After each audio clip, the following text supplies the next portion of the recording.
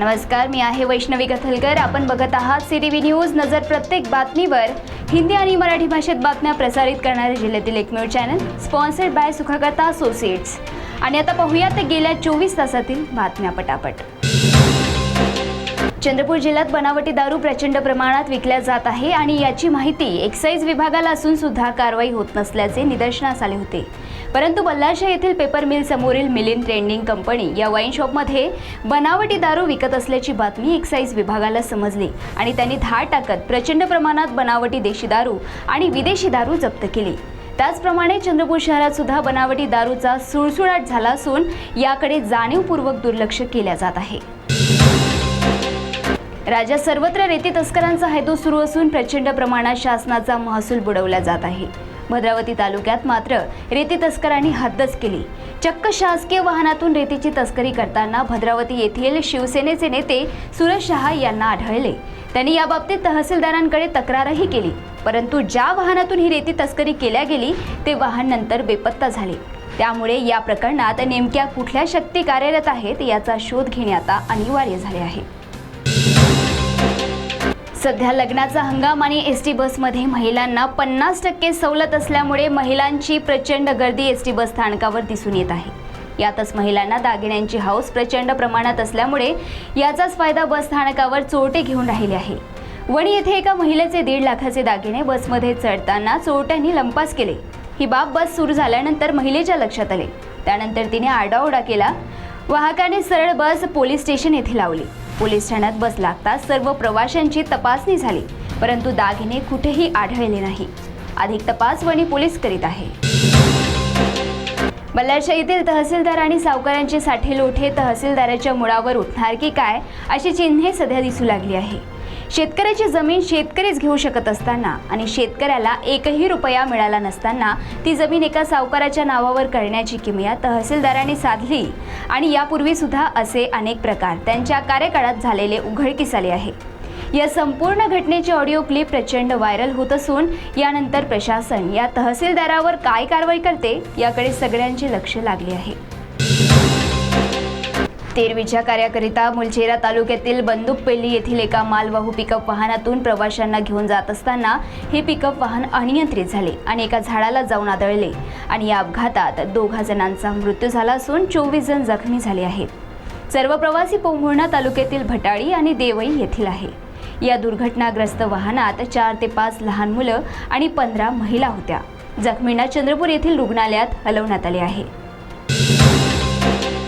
एखाद्या व्यक्तीच्या डोक्यावरील केस गळणे सुरू झाले की त्याची धांदल उडते। थांबा, घाबरू नका। केस गळण्यावर खात्रीलायक उपचार आपल्या चंद्रपूर शहरातच उपलब्ध आहे। या क्लिनिकचे नाव आहे डॉक्टर बत्रा। आधुनिक तंत्रज्ञानाचा वापर करून आणि कुठलाही साईड इफेक्ट न होऊ देता डॉक्टर बत्रा यांच्या क्लिनिकमध्ये उपचार केले जातात। तसेच त्वचेची समस्यासुद्धा येथे खात्रीने सोडवली जाते। तर एकदा नक्की भेट द्या। डॉक्टर बत्रास ही एक लार्जेस्ट चेन आहे होमिओपॅथीची, ज्याच्यामध्ये 200+ ब्रांचेस आहेत ऑल ओव्हर इंडिया आणि अदर सिटीजमध्ये पण ब्रांचेस आहेत। तसं 5 अदर सिटीजमध्ये पण कंट्रीजमध्ये ब्रांचेस आहेत।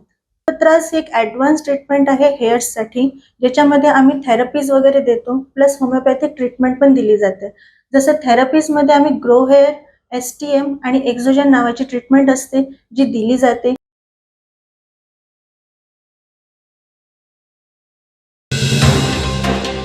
राज्याचे माजी अन्न व नागरी पुरवठा मंत्री धनंजय मुंडे यांची मंत्रिपदावरून उचलबांगडी करण्यात आल्यानंतर या मंत्रिपदाची रिक्त जागा आता छगन भुजबळ यांनी पटकावली आहे। राज्याचे अन्न व नागरी पुरवठा मंत्री म्हणून त्यांनी काल शपथ घेतली।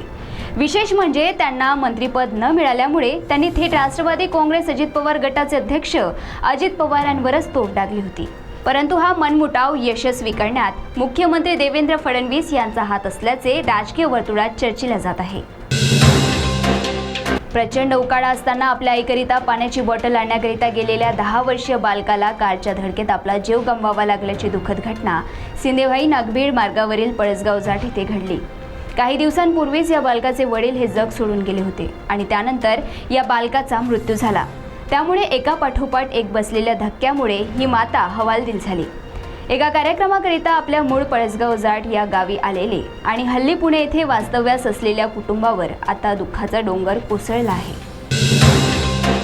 महाराष्ट्र राज्यात कोरोनाने परत एकदा उचल खाल्ली असून राज्यात सध्या 53 कोरोनाचे रुग्ण आढळले आहे आणि अनेकांना संशयित म्हणून रुग्णालयात दाखल करण्यात आले आहे.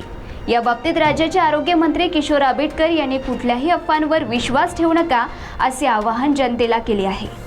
यापूर्वी आलेल्या कोरोना लाटेत अनेकांचा बळी गेला, अनेक घर उघड्यावर आले, त्यामुळे साहजिकच कोरोनाची धास्ती लोकांच्या मनामध्ये निर्माण झाली आहे.